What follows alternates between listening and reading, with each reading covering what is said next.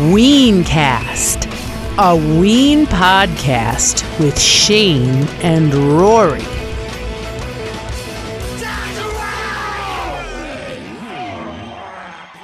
Hey, what's up? This is Shane. And this is Rory. And this is Weencast. And we welcome you to a new episode. Hell yeah. Welcome, everybody. Hope everyone's doing well tonight. Merry Christmas. Happy holidays. Yes, Merry Christmas. This should be dropping, if all goes well, on Christmas Eve, the morning of Christmas Eve. So I hope this finds everyone well on the holidays. Hopefully, a lot of you can enjoy a little extra time off and you're checking out the podcast. So we say thank you and happy holidays. So, of course, we are doing our conversations for the two recent Philly Met shows. So this episode is going to be night number 1. So December 10th, 2021. The Metropolitan Opera House in Philadelphia, Pennsylvania. Oh, yeah. Heck yeah, dude. I got to take I took the Sojourn up to Philly, and now we're here to tell the tale. It was an awesome time. Spoiler alert, both shows were incredible. Hell yeah, man. So we're going to get to all of that. Real quick, we want to just mention that we're doing kind of like a Christmas drop-in. We're dropping everything on Christmas Eve day, so in addition to both nights for the Metropolitan Opera House, we are also hooking it up with 3 exclusive Patreon episodes. Heck yeah. So head on over to Patreon. We got 3 all new Patreon exclusives for you.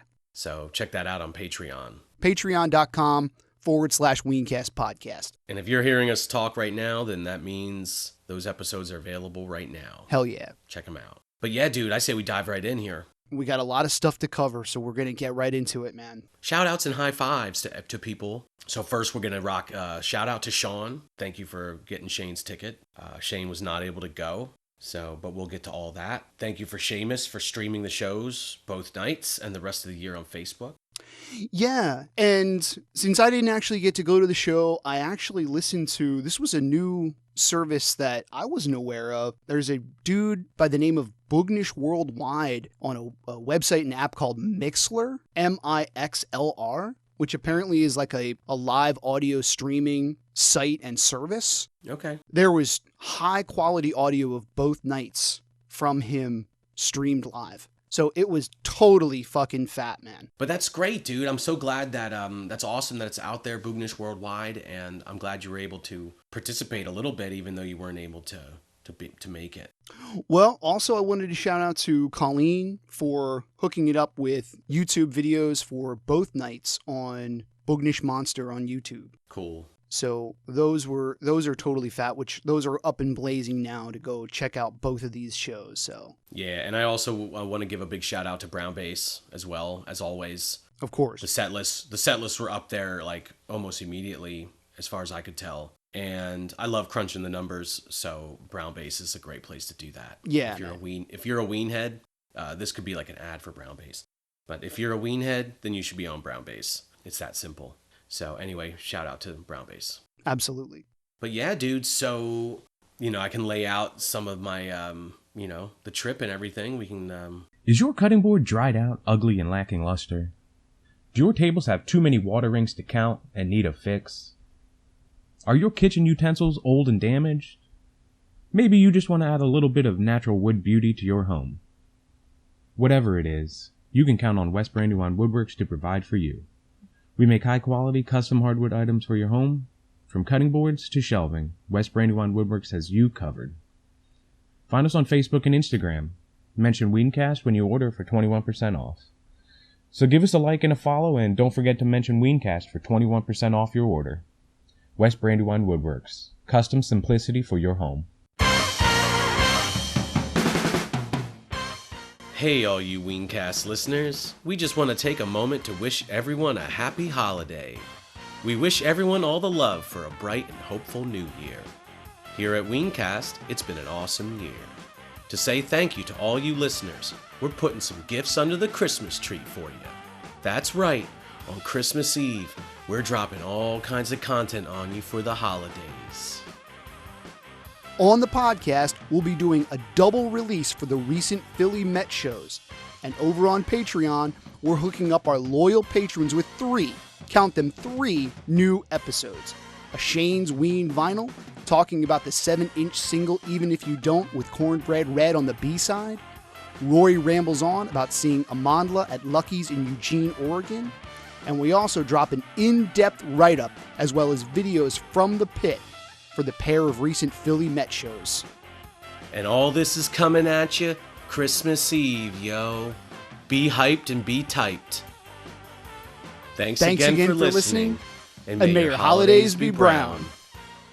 Well, I just wanted to say real quick. So, we had planned on going to this, and Rory was cool enough to buy us all tickets way in advance. So we've had tickets to both nights. So I got a couple of reasons why I wasn't able to make it. First and foremost, the reason that I would say is I got a message from our new friend Sean just out of the blue, who was like, "Hey, you're Shane from Weencast, right?" And I was like, "Yeah, man." And he was like, "Well, you must have a ticket for both nights at Philly Met. Are you sure you don't want to sell them to me? Because I'm coming from Denver, Colorado." And I was like, "Dude, like, you got it, man." So I just decided that I was going to sell my ticket to Sean. So that's the first reason that I have. That's completely made up. It's a joke, Rory. Come on. Is this thing on? So I'm laughing. So basically, it kind of got to be like crunch time for this show. It was about a week out, about a week away.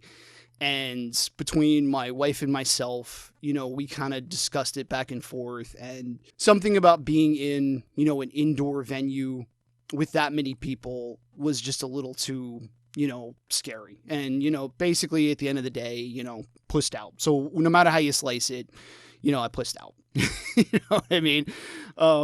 Hey, man, you got to do what you got to do. I just want to say the bottom line is I'm just happy that these shows and the rest of the shows for Ween for 2021 actually went down, because shit's starting to get canceled again, and yeah, dude, true. It's like, it was kind of coming down to the wire of like, are these shows actually going to happen? And yes, they did. And I'm just glad that they happened and that everyone who went was able to go.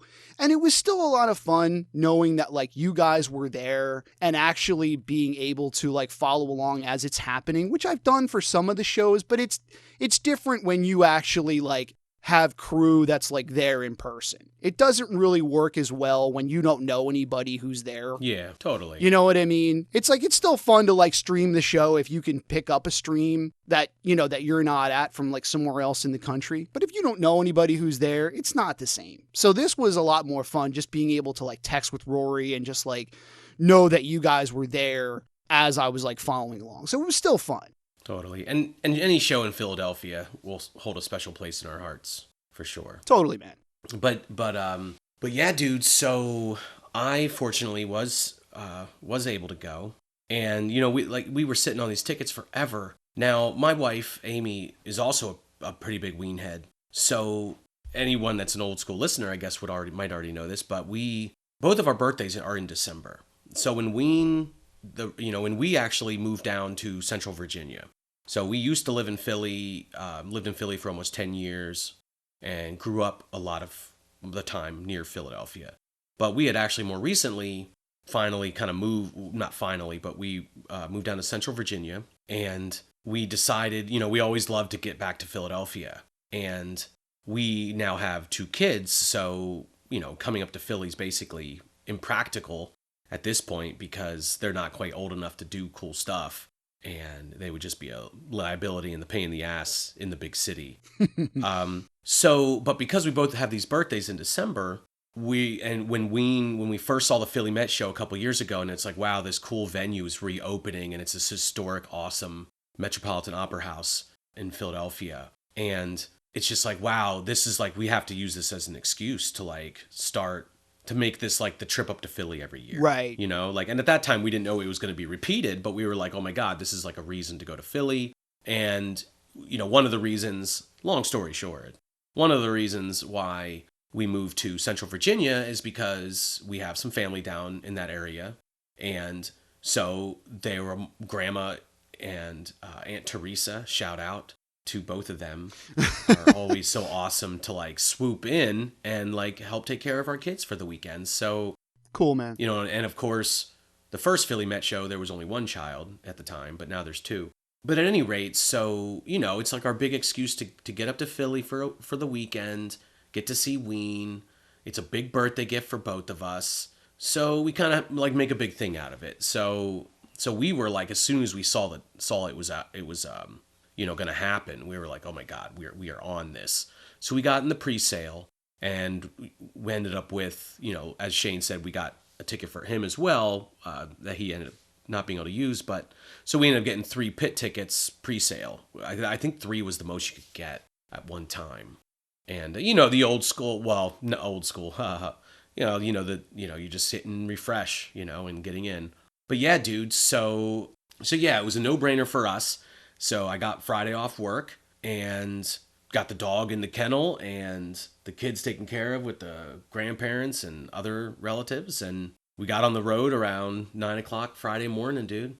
It really is the best way to do it. And I think, just from seeing like some of the other people on Facebook and stuff, people who just like stayed for the weekend, it's like, that's really the way to do it. Yeah. In the past, it's only been one show, but we've still been there for the weekend. Yeah, totally. Like that's still, a great idea, I mean, all told, our trip ended up taking almost 6 hours, I guess, because we stopped at one point to get food. But you know what, dude? I love Philly, and every time we come back, it's just like I see the skyline and we're coming in, and it's just like a glove slipping on. And it's funny because suddenly I'm the navigator on the car, I'm just like, suddenly I'm checking all my routes and like, okay, I know this way, that way. Like, okay, what's going on here? Is there an accident? I'm just going through all the motions, like the traffic control motions of, but from like when I used to live here. Awesome. And it's just cool, like getting in, and we kind of ball out a little bit for the trip. So we get a hotel like in Center City, and actually from our window, you could see the marquee for the Philly Met way up Broad Street. So that's that was cool, kind of man. cool. That's kind of cool. But ultimately, it's really awesome. Like, since we know the city so well, that just getting a place in Center City, because we're just like a block from the subway. And if you know Philly, then you know that from the City Hall subway system network, you basically can get anywhere in the whole metro, like on public transportation. So, we just slipped in, and Amy actually still had her transit card from last time. So we just charged it up with some money, and then the Broad Street line takes you north from City Hall to the venue in just a matter of a few minutes. So it's pretty actually really sweet, like very convenient. I ended up, so, you gave out shout out to Sean. Yeah, so there was really a dude named Sean who picked up, my ticket. So I didn't just completely make him up. So shout out to Sean. So my ticket did not go to waste. So I don't want anyone to think that I was just like, oh, I'm just not going to go. And like, there was a general admission pit 2-day pass that just completely like went unused. No, we would not let that happen. No, we figured we would reach out to people or see what was up.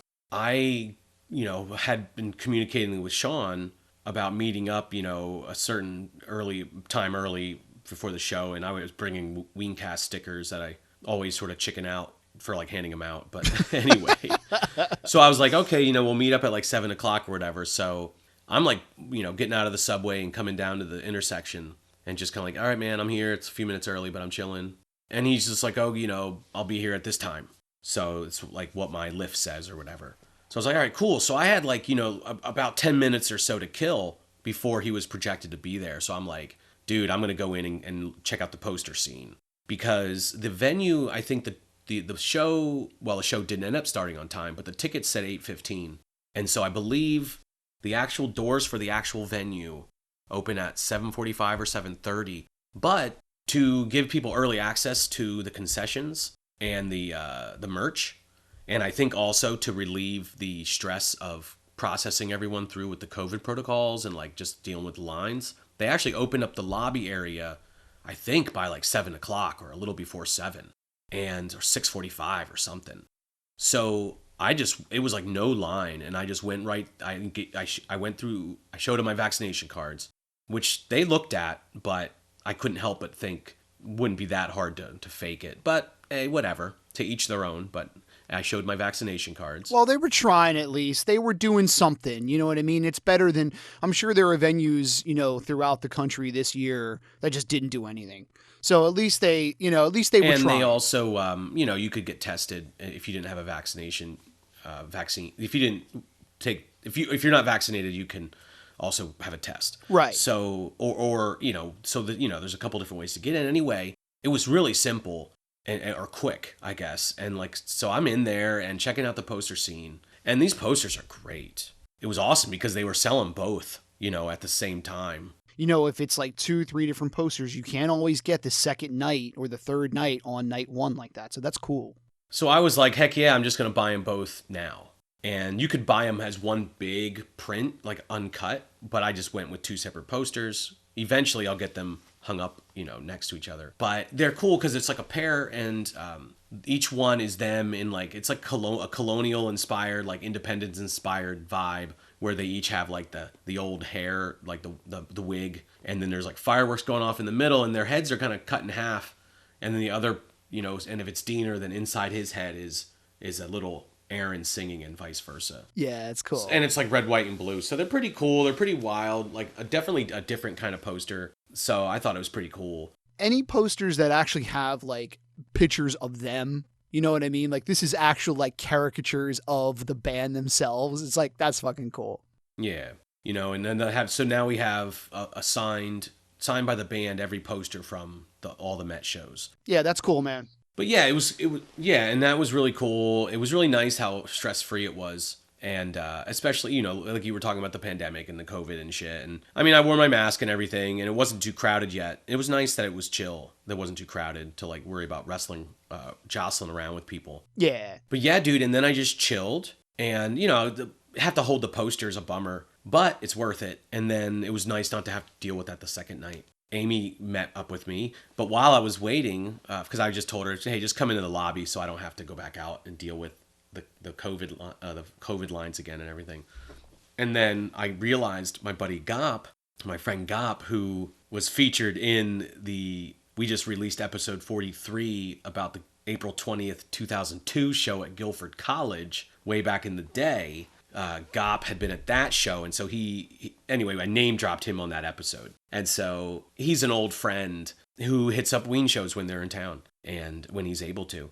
And so I was just sitting there texting oh, Gop, did you end up coming down to Philly for Ween? And the next thing I know, I'm looking to my right and Amy's there. And then I see Gop standing there. And he's a really big dude, tall dude. So, you see him right. Nice. He doesn't, he stands out in the crowd. And so it was great, it was cool, old times. And then also we ended up with Gop, are 2 old friends of ours as well, Jen and Eric, who, long story short, are just, old friends of Gop's, who we got to know when we used to work for Gop at the pizza shop, the Goppers, which we talk about a little bit at the Guilford College episode. And so they're just really good people, and we just usually just connect over Ween shows. And so it was a lot of fun to get to catch up with them and hang out with them a little bit for the show. It's cool, man. Yeah, it was a little bit unexpected. I sort of remembered Gop saying he might be going down, but I didn't know. And Eric and Jen, it's always just a pleasant surprise and a fun surprise when we get to see them, because they're always a lot of fun. It's cool. And they were no exception for this weekend. So yeah, dude, that's getting us down into the venue. The Philly Met is beautiful old school theater for anyone who has never been there. It was designed by the same dude who did the Opera House in New York City. And it just was the inside just looks so big. And it has this giant chandelier that comes down. So it's just a really classic old theater. It's an historic, on the National Historic Registry. So I think it's a beautiful place to see a show. Yeah, it really is a beautiful old theater. Yeah, man. Yeah. And so we end up positioning ourselves. So I guess this is from the perspective of if you're in the audience. We were down on the right side of the pit, pretty close to the front, a little bit to the right of the actual stage. So the band itself was not directly in front of us, but we weren't right up against the front, and we were kind of hanging on the railing a little bit. So our crew was basically kind of on the railing on the right, 20 feet back from the front. Okay. So I'm going to be posting some some sweet pictures on Patreon that I took, and some sweet video as well. And I'm sure we'll share some of that shit on Facebook and stuff. So you guys will see where we were at. But Hell yeah. And I'm sure you've already seen other people's pictures. But it was a really good spot, I thought. So that was really cool that we got down there. And we got down there pretty early ultimately, and no fuss, no muss. And it was cool because we got to put our coats on the railing, and you can always kind of have your hand on the railing, and it kind of keeps you anchored. Mm-hmm. So it kind of helps you make sure that you have a certain amount of space if it gets crowded. So that was cool. And then, so I guess the next thing to talk about is that the show didn't start on time. So it was supposed to start 8:15, and they never actually start exactly on the time on the ticket, but right. But we're all like chilling there, and and nothing's happening, and we're chatting. After a little while, it's starting to become like the awkward chat where it's like, hey, everyone's ready for the show to start. But so I don't know if you want to talk a little bit about that, because you actually texted into me, because you had I was kind of clueless because I was just talking to my friends and just waiting and figuring at first that maybe something's up, but they're just Ween, milking it or whatever. But anyway, you want to go with this, because I know you kind of chimed into me to kind of fill me in a little bit on what was going on. Sure. Well, I think I had texted you at probably like 8 o'clock or, somewhere around, kind of early, and was just like, hey, just let me know when it starts, because I want to be able to see if I can get on some kind of live stream. And then it just got to be like, like 8:15, like 8:20, 8:30. What the hell is going on? Like, this show still hasn't started yet. So I think I just got on Facebook. There was a little video that someone had made of just like dudes like hauling in this like box. There was like 3 or 4 people with just like like wheeling in this like box. And I can't remember exactly what it said, but something about like soundboard issues, when you're waiting for the Ween show and the soundboard has a problem or something. So I texted Rory back, and I'm like, apparently there's some kind of technical problem, but I didn't know when that was from. I didn't know if that was like, from like 10 minutes before I got on Facebook, or if that was from like earlier in the day. So it was like, is that actually like what's holding up the show? But it was. So there was a couple days went by or whatever, and Kirk, who's the sound guy, had made a post with his sort of like explanation and a couple of pictures and stuff. So I'm just going to read kind of word for word like what he said about what happened. So this is from Kirk. A few words about Friday in Philly. Folks on the downstairs level were treated to some extra pre-show entertainment if they were paying attention, particularly around 7:45 p.m. or so, when my replacement mixing console showed up. And I'll just add that that I was not paying attention. Okay. And I didn't notice any of this. Well, that's probably back further than from where you were, probably up further from where he is and like the equipment and stuff. So that's probably like behind you. So you probably didn't notice. So he said around 7:45 p.m. or so when my replacement mixing console showed up. A few hours before sound check that day, the board I'd contracted for the run, quote unquote, shit the bed. The nearest replacement was in Harrisburg, PA, so the tech from the audio vendor we rented from had to go get it. Hence the late arrival and the very late start to the show. He got there, the gear was rolled into place, I patched my gear in, we did a quick line check through my headphones, I took a drink of water, and the band started. Overall, I have to commend the crew at the theater. They were pro and rolled with the situation perfectly and couldn't have been more helpful. The house sound engineer had the system tuned well enough that I was able to get my show going with minimal difficulty. The next day when I had a chance to sound check, I made very few adjustments to the PA. The best part of mixing on a digital console is that my show, quote unquote, can be saved from night to night, and I can start from a good place each day. For that, I am grateful. It wound up not starting basically until 9 o'clock. Yeah, they started, just right after 9. And so a shout out and thanks to Kirk. He's always so awesome to put posts up and to kind of share with the fans. Yeah, he laid it out for us. Yeah, dude, no, it's really cool to get the behind the scenes look and realize the kind of shit that goes down. And I mean, think about the drama in the moment for everybody, all the tech people, all on all sides, like dealing with this problem. And Harrisburg is a few hours away, so that's not like right next door. Yeah, I'd say that's probably like a solid 2 hours. And then, it's awesome to hear he's complimentary of the crew at the theater and how they rocked.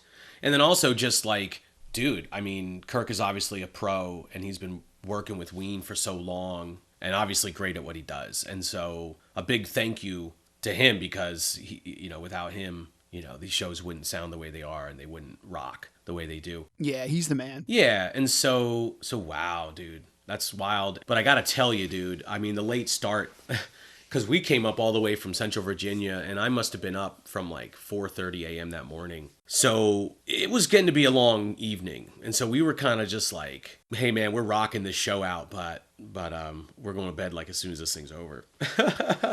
It's a long day, yeah, man. So having this show, and that was the joke going around. Like, I think Jen was just like, we're like talking, just all hanging out, and then she's just, one of the jokes was like, dude, don't they know, like, Amy has a bedtime, like Amy's got to get to bed, we got to get the show started. So, but yeah, dude, so they open the show, I'd say just a minute after 9 o'clock. If I'm I didn't look at I remember I texted you at 8:59 saying they just came on stage. Right. So anyway, so yeah, dude, I mean, that's all the shenanigans leading up to it. Let's do the set list. Do you want to do it? Yeah, please. I'd love to. Okay. The mollusk, the golden eel, spinal meningitis, polka dot tail, I was nothing, transdermal celebration, mononucleosis, the Stallion Part 1, object, I got to put the hammer down, roses are free, chocolate town, cornbread red, I don't want to leave you on the farm, piss up a rope, learning to love, put the coke on my dick, Buckingham Green, how high can you fly, ice castles, the final alarm, Frank, transitions, Pandy Fackler, exactly where I'm at, your party, little birdie, I can't put my finger on it, boys club, touch my tutor, you fucked up, and then for the encore, stroker ace, fat Lenny, someday. Wow. Dude, that's an amazing set list, man. I know I say wow almost every time we read a set list for Ween, but this is really good. Yeah, dude. It's everywhere. It's all over the place. You know what I mean? 2021 has had a lot of really wild set lists for Ween. Yeah. And this is no exception. And I do want to quick add, and we'll talk about it later too, I suppose, that in a lot of ways, this is just like part 1 of 2, right? So like each night is completely unique. And so it's definitely its own set list, its own show, but it's also like part 1 of 2 parts. Right. You know, like it's like a Peter Jackson film. It's like there's the 2 parts really go together. Or it's like watching The Last Twilight. It's kind of like both parts are part of the same story. I was just thinking that, yeah. So anyway, but yeah, dude, and it's almost difficult to even think about where to start with this. But I will just start by commenting a little bit about like, oh my God, there is so much rare shit going on at this show. Yeah, man. Like before we start going through and like talking about individual songs, like I did some of the numbers, and 13 of the songs were played less than 100 times. And that's like, more than a third of the whole set list. And then 11 of the songs, so almost the same amount, were played less than 50 times, dude. Yeah, man. That's insane. That's a whole third of the set list played barely more than, like, that's really some uncommon, really rare stuff. Well, I feel like anytime there's like a 2 or 3 night run, it's almost like the first night, gets like a lot of gems, because it's like, okay, we want to save some of our regulars for, night 2 or night 3. Yeah. You know what I mean? Because like if it gets like mapped out, you gotta like, you gotta pull out some shit that's not too common. Totally. And this is no exception, and there's also a bunch of songs that like they brought back for like this year, older songs that they brought back into the live show. Yes. And between absolutely. this night and Saturday night, I'm pretty sure they covered all of them, which you kind of figured that they would. Yeah. So I will say though that unlike in maybe previous situations, the second night also has basically, it has more rarities overall actually, but that's something we'll kind of get to later when we compare and contrast the shows. So like both nights were like a lot of rarities. And the way I would look at it with the regulars, it was like one night of regulars spread out over 2 nights. So that's the other thing that's crazy. So back in our legacy shows when we talk about them. There have been some that have featured a lot of rarities.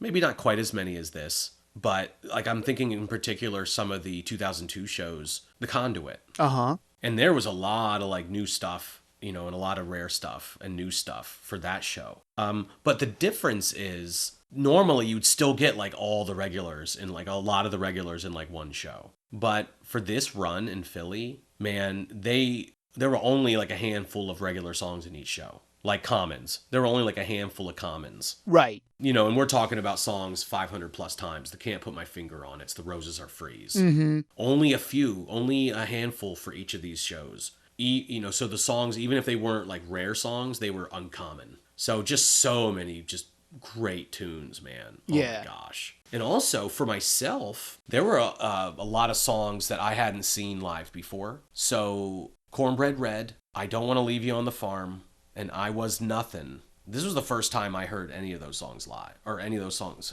almost any of them at all.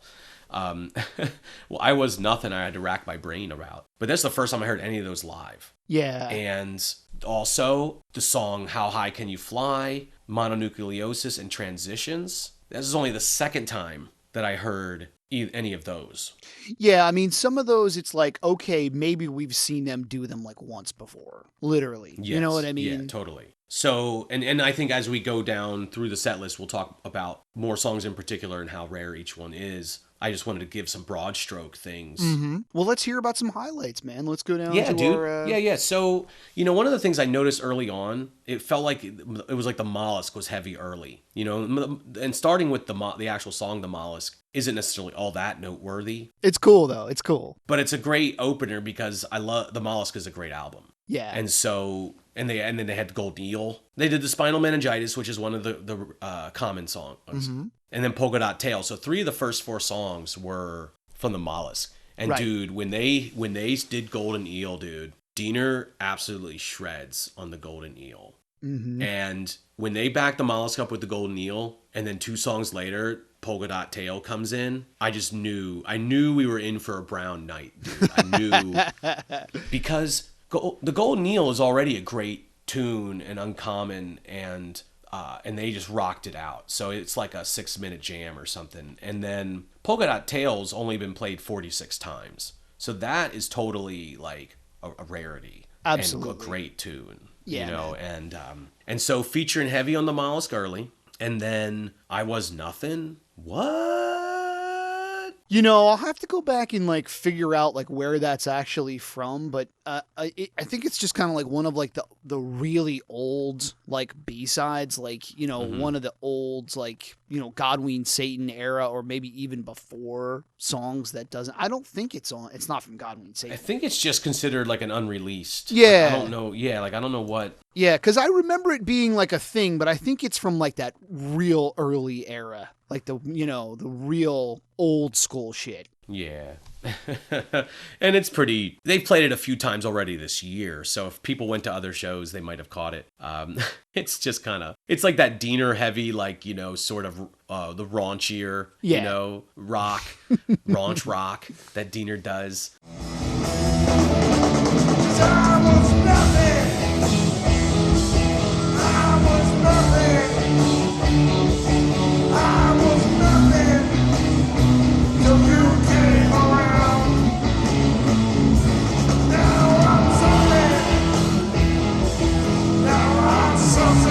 Yeah. But it was still fun, and I was kind of like in my head being, I don't even know if I remembered it, to be honest. I was like, what is this song? Right. I didn't know if it was totally new or if it was just something I just couldn't remember where it came from. But dude, that was the 7th time. Mm-hmm. So, I mean, that's pretty fucking awesome. Right. So yeah, dude, I mean, already we're in like 5 songs in, and it's like Polka Dot Tail's like melting my brain, and then I Was Nothing, Diener's like spitting, like singing and into the mic, and it's just like, what is this? So we were jamming and grooving, and it was awesome. It was awesome. Yeah, I mean, looking down, Mononucleosis only played 22 times. Yeah, that's nuts, dude. And that's a great rarity, actually, in my mind, because that's actually like, I'm not trying to criticize any Ween song, but sometimes you find that, some songs are kind of rarities because they're not as good, right? Like if they were better, they would be played more. If that's, I don't know if that, hey, take that for what it is. No, it's true. But like Mononucleosis is actually like, it's actually a great tune. Like, and a lot of that early Ween stuff can be overlooked, but it actually is a cool song about mononucleosis and having it. And so that was a great rarity to throw down. And then following up with Stallion Part 1, which is always great to get some Stallion. Dude, it's just one after the other. Like, like we said, it's just one after the other for the hits. Yeah, it's like all the things that they brought to the table for this year, and then a lot of the stuff that was sort of like new since the hiatus. So like Stallion Part 1 is one of them. Totally. Mononucleosis. Now I'm skipping ahead a little bit here, but like Transitions. You know what I mean? Like some stuff that it's been floating around just in like the last few years, and that's it. Totally. Since the reunion, they definitely were like, okay, we're gonna start breaking out a lot of these real rare ones and bringing them back. Right. No doubt. In fact, that totally brings up like the next one I wanted to highlight. Well, first off, the objects in there, and that's cool because I feel like La Cucaracha gets, the short end of the stick a lot. And, it's, if I'm ranking all the albums, it's probably toward the bottom. I'm sorry. But The Object is one of my favorite Ween songs. It's so great. I love it. Yeah. And La Cucaracha also ends up being featured. I think there's 4 La Cucaracha songs over both nights. So it actually gets a little bit of love this weekend, I feel like. Nothing super rare. These are all the La Cucaracha songs that are pretty common. But nevertheless, anyway, you got The Object. And that brings me to what I wanted to mention was I got to put the hammer down. Oh my God. Yeah. That was fun. That is great. So first off, that's from the Friends EP. And that's great. Anything that comes from the Friends EP is pretty rare. I mean, I remember, back, I think it might have even been like before it came out, hearing Light Me Up. Oh, yeah. It was like Light Me Up. And I think maybe, I don't know if they did Friends a couple of times, or maybe it was like more like the Jeaner like solo shows, but anything from the Friends EP is pretty rare, Totally. Yeah, dude. And it's funny, speaking of bringing back old tunes, the last time I heard I Got to Put the Hammer Down, first off, I don't know if you've ever even heard it before. Maybe you have. I don't think so. But the last time I heard it was fucking, where did I put this note down? Somewhere down here. The last time I heard it was 2007 on the La Cucaracha tour. And I want to say it was in Seattle. Sounds about right, yeah. Yeah, 11/13/2007. So that was actually Portland, I believe. Portland, Oregon on the La Cucaracha tour. I could be wrong about the Portland part. But yeah, dude. And that was played, I think, a couple times. I think I heard that a couple times on that because I went to San Francisco, then Portland, then Seattle on that tour. And I love it because my friend Cassie and I were on those shows together, and we kind of came up with a little hammer down dance where basically you're doing like an awkward white person dance, but your arms become the hammers and your forearms are the handles and your fists are the mallet. And then, you're sort of like a video game character, gyrating your body. And then every time in the song when it's like got to put the hammer down, and then it's like that do do do do do do, it almost has like a video game feel to the beat. You just start putting the hammers down, Yeah. And so it's just a really nice dance move that I hope catches on across the nation in 2022. So you brought the hammers down, is what you're saying. So I was bringing them down. So anyway, so that's just a funny thing from the past. That's awesome. Because like I said, it's, that's 15 years, dude. Almost just over 15 years ago was the last time I heard that live. Wow. So that was pretty wild.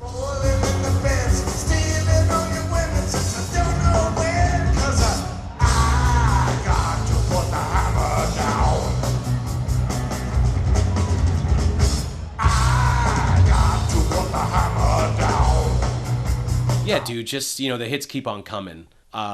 Chocolate Town is another rarity, but more of a standard, but Cornbread Red.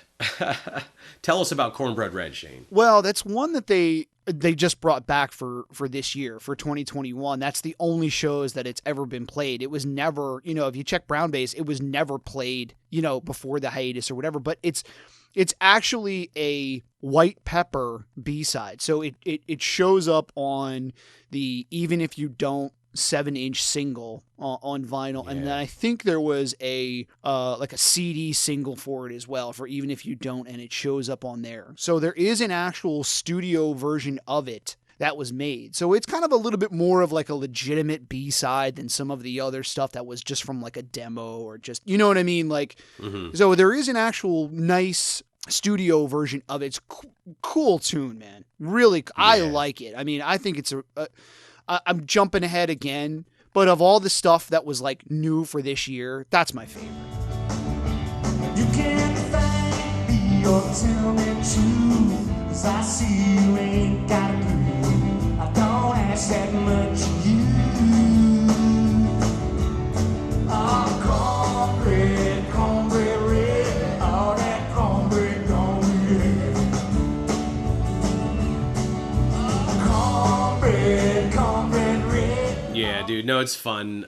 Cornbread Red. And, you know, it's interesting. I got a little bit of a countrified flavor for some of these for the weekend. Yeah. And Cornbread Red is, I think, the first of those kind of countrified songs. Yeah, and I think Diener even like says something about it too, because they do Cornbread Red, I Don't Want to Leave You on the Farm, Piss Up a Rope, and Learning to Love. And I think it might be right before he starts Learning to Love, and he's like, are we just doing a bunch of hillbilly shit right now? And it's like, yeah, you are. Fucking keep it going. No, it was great. It was total, you know, and it was neat. It was just like thinking about all the contours of this show. You know, it starts out with this heavy mollusk feel. It goes deep into a lot of old rarities, really, when you're talking about I Was Nothing and Mononucleosis and Stallion Part 1. Old shit. But then it comes out of there with this crazy country block. After Cornbread Red, Diener tells a story about getting a cat the last couple weeks. Yeah. And it wasn't like spayed properly. So, and it's funny because I kind of had a cat where that was the case too. And she was like an alpha female and she would like spray shit and like I had to medicate her. But anyway, Diener's just telling this story about how they like gets this cat and then they realize that like something's up and the vet's like, oh, we didn't spray him right. Or like, we only got one of the ovaries out or something. Yeah. And anyway, he's telling the story, so it's funny. There wasn't a lot of like long banter at the show, but that was one of them, which was fitting for the country block, talking about ridiculous cat story, spayed cat story.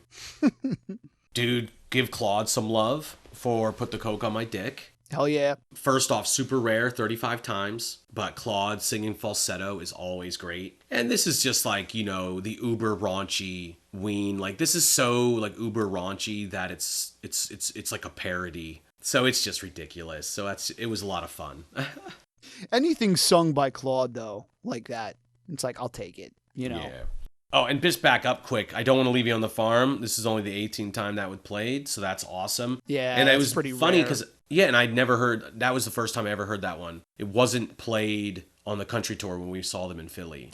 I think I might have happened to see it like one other time. That's it. So that was awesome because I was like, and it was one where I was like thinking while I was listening to it, like, man, this is such a great song. You know, there's so many great songs on the country album, and then I was like, man, I had to have heard this one before, but no, you know? Yeah, some of those you don't realize how rare they really are. You know what I mean? But, you know, there again, we've said this on the show before, you know, a lot of those country tunes, they just kind of got lost for a long, long time. So there's so many shows where they didn't do anything besides Piss Up a Rope and Mr. Richard Smoker, you know? Totally. I don't wanna leave you on the farm. I don't wanna go out just so you know. I don't wanna leave you on the farm. No telephone to call you, no. I'm alone. Yeah, dude, for sure. And there's a lot of other great tunes on the country album. Right. How High Can You Fly, which is a really obscure tune. Mm-hmm. Shinola. And that's great because this the show kind of does like a little bit of a jammy part because you got this and then Ice Castles kind of runs right into the Final Alarm. One of those like, you know, back-to-back things, which is pretty cool. And we actually, it's funny, Shane, because we just were talking about that for the Guilford College show that we just covered on episode 43. Yep. I wouldn't have even thought anything of it if you know, we hadn't just talked about it. Yeah, totally. And then, of course, it's got the little caret in there or whatever that shows Ice Castle's right into Final Alarm. Mm-hmm. So technically 2 different songs, 2 different tracks, but they totally like stop on a note and then go right into the Final Alarm. It's an amazing combo. Yeah, no, it's a really cool. They make a lot of sense together. It's neat to think of them as 2 parts. Yeah. But not super long jammed out or anything. But what was neat about it, because Gop was at the Guilford College show. That was actually his first show ever, first Ween show. And then here he is at the Philly Met show. So I was like, hey, you know that your first show at Guilford College, they did the Ice Castles into the Final Alarm combo. Cool. And now they're doing it again, you know? And it was just like kind of like, whoa, dude, that's cool, man. Stuff you don't think about until you go back and you look over, sift through the pieces, Yeah, totally. So one of my favorite highlights from the night is Frank. Oh, always amazing. Oh, Frank was awesome this night. Frank was great. Diener, first off, and this has been pretty much true his whole life. But especially the reunion, he's in fuego. Yeah, man. I mean, dude, he is just there are some jams this weekend where he is just he's unstoppable. Playing the same riff just over and over and over for minutes on end. It's just going and going, and David's just pounding away, and it's just really droning on in a very sort of it really attuned to your chakras. And anyway, so that was the case for Frank. But one of the things that was also really cool for Frank, Aaron actually jams on Frank. So in the middle of it, if you're listening to it, you really can see that there's 2 guitars that are noodling around and jamming during the instrumental, during the bridge. And so Aaron was going nuts, and he's just his eyes are half closed on the stage, dude, and he's just in the zone, just bending the notes and going up and down the neck, and it was cool. And I don't think I ever seen Aaron looking so good on the guitar. I mean, dude. Yeah, I mean, you can tell from this show, from both of these shows really, but you can tell he was having fun, and just from his banter in between songs and the stuff where he's on he's playing guitar. I think Diener might even compliment him once or twice, yeah, dude, that's fucking sick, man. Yeah, dude. No, there was. I tried to find it, right? In the live moment, I heard it. But yeah, at one point, Diener said something about, oh man, you're getting pretty good or something, oh, nice work. And Aaron's just said something about, oh, I've been practicing, he said something about it at one point. So yeah, and there's a few other times. Yeah, dude. And there's a few other times during the evening where Aaron really takes it to the next level. So that was really cool to have them battling back and forth on guitar for that song. And then Transitions is another rarity that I think they did really well, because Diener after that was that was awesome. So I think he liked the performance for Transitions on the evening, it's safe to say. Yeah, man. And I mean, dude, it's so hard. You think about all these highlights for this show. Pandy Fackler is another one that isn't a rarity, but they jammed the fuck out of that, dude. Yeah. That was great. Yeah, I mean, that's one of those tunes where it's again, I know I've said this on the show before, but it's what's Glenn going to do on Pandy Fackler? And once again, he does not disappoint, Yeah. Well, in this one, Glenn, I mean, first off, Diener's just sort of playing off Glenn and just going on his own journey. But Glenn, man, this was Space Invaders crossed with acid jazz. Yeah, it was cool. At one point, I'm thinking it's like an old Atari, and then suddenly it's get all jazzy and weird, and it's Pandy Fackler, and it was cool.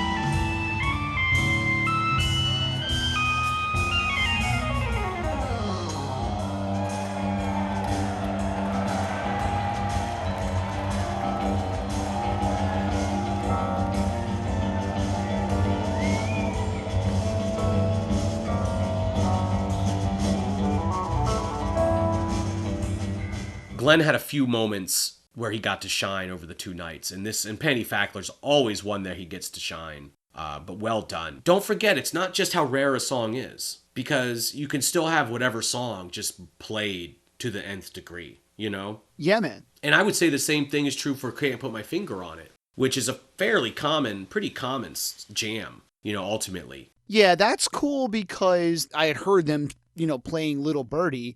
And then I think I had tuned in a couple minutes later and it's just this like guitar solo. And I didn't really pick up that it was the intro for I Can't Put My Finger on It. So they don't really do like the chant. It's just like Diener on guitar into, you know, then it starts like what you would recognize as I Can't Put My Finger on. So I didn't even quite pick up on that. It's different than it normally is with Diener doing like the quote unquote chant. Totally. No, it's like for the first 3 or 4 minutes or so, it's I think mostly Diener just starting to do this, build up this like just jamming and just like, and then it gets a little more rhythmic where it starts to be a little more identifiable. I Can't Put My Finger on It. I think Claude starts to get into a little of the bongo-esque thing. Yeah, you can start hearing the ominous like in the back, and it's like you know. So, but that was cool because it was a little different. Yeah, and then then by the end of it, you know, now it's his time to compliment Diener, so he's like, Dean Ween, everybody. You know, I love that they always they introduce each other, you know, and it's been like they've been playing together for 30 plus years. Yeah, give him a shout out, man, you know. But yeah, dude. But yeah, I thought Can't Put My Finger on It was great. Different version of it, you know, it's like what a regular tune to hear, but they didn't do the chant. Like, that's cool. And then Boys Club, you know, I gotta say, I don't know if it was necessarily a notable version of it, but is also another rarity that they played and rocked that out. It's fun. Yeah. And then, you know, Someday, they ended the night with Someday. Well, the regular set ended with Touch My Tutor and You Fucked Up, so they didn't, like, finish up with any, like, huge, like, you know, 20-minute song or anything. Right. And then, you know, I want to say they were off stage for, like, 5 minutes or so, and they just did a kind of a short, quick encore. At this point, the show ends around 11:44 or so. Right. I think there's a curfew at midnight. This show at this point is getting, I mean, it's at this point almost 2 hours, and by the encore, it's almost 2.5 hours. Right. And it started late. So it's getting to be pretty long. And I feel like when you compare this show to the second night, it's a couple songs shorter. So I feel like by this point, they're like probably having to trim a song out, and maybe they shorten a few of these songs. So there's nothing too jammed out to end the show. But they do, but the encore finishes with Someday, which used to be a rarity or more rare. But I feel like that's a song that's really been played a lot in the reunion era. So it did not make it's not highlighted in yellow, Shane. But I think it's been played like 109 times. So it's not like, it's still pretty rare, pretty uncommon. Right. Well, you know, we'll kind of do like our recap of night one. You know, one of the things I noticed pretty early on, it probably plays in with the late start time, but they just seem to be, I mean, this is true of both nights, but especially night one, they just seem to be like hammering it down, just like song after song after song. And it's just like, you know, when I listen to the whole show back again, now I didn't stop and actually like time it or anything, but like I swear in between some of these songs there isn't even like a minute of them taking like a break in between songs. It's just like, you know, 30 seconds and it's like boom, we're into the next fucking thing. You know, that song ends, boom, we're into the next thing. So it's just like, you know, they just hammered it down with songs like all night. Dude. You know, there is no fucking around, you know. I mean, now we always kind of say like, well, it'd be nice if there was something that was like just a crazy long jam out, but you know, 34 songs. Yeah, 34 songs is a strong outing for sure. That's not shrimping. That's not cutting out too many songs. I mean, that's a great set list. And some of the songs are short. They're not all jammed out for sure. Famously, Ween's not a jam band, people. But I think I Can't Put My Finger on It hits about 10 minutes long. Roses Are Free is actually jammed out pretty good. I think that's like 7 or so. You know, these are the times based on archive. And Frank, you know what I mean? There's the songs. Frank is like 7 minutes or something. So Panty Fackler's like 9 minutes. there are songs in the set that are, you know, just like sort of like their token jam songs, if you will. You know, they've definitely got some nice shit in them. But, you know, it throughout the whole night, they're just fucking ramming it home. You know, Yeah, that was the main thing that totally. I kind of picked up on as I was listening to it and when I listened back to it. Totally. No, none of the songs were like 20-minute long, like epics like that. So, you know, Right. 6 to 10 minutes long is starting to get a little longer. Right, totally. I made a list of one of the things that we commented on after the show. Jen mentioned it. She was like, dude, I think they jammed a lot tonight. And they were, even though there weren't any like, you know, epic 20-minute long LMO IPs. I made a list, you know, and there's probably others, but The Golden Eel, Roses Are Free, Cornbread Red turned into a jam. Yeah, there's a sweet little Glenn solo in Cornbread Red. It's like, yeah, man, fucking do it. It's fucking sweet as Frank, hell. Panty Fackler, Can't Put My Finger on It. I mean, they definitely, and then also so many of the shorter songs still feature like solos and during the bridge and everything that are just like fantastic for Diener. So absolutely a lot of jamming for night number one. And, you know, we've already established that there are so many rarities and also just so many songs that either were that I had only heard once or never, or had been like, you know, like I mentioned, I Gotta Put the Hammer Down. It had been 15 years since I saw that live. You know, like, so that just really set the tone for the weekend, man. Cause, you know, I'm just going home, you know, we got, God gave us a ride down to the hotel, so he dropped us off. And I'm just thinking, how are they going to top that? You know, like, how are they even going to equal it? How are they going to equal that? You know, just, and processing it, you know, getting on Brown Bass and double checking the set list and stuff. And like, just being like, wow, dude, that was something else. Yeah. Something else for sure. Yeah. So should we call it an episode for the first night? Yeah, so we'll wrap things up for everybody pretty quick here. But yeah, everybody, so that's night one for the Philly Met shows from last weekend. And stay tuned for our next episode where we talk about night two, and then also compare the two and talk a little bit about you know, maybe if we thought one was better, a little bit better than the other, and compare and contrast them. Anyone that's listening to this, thank you so much, and stay tuned. Cool. Peace be with you, everybody. Peace.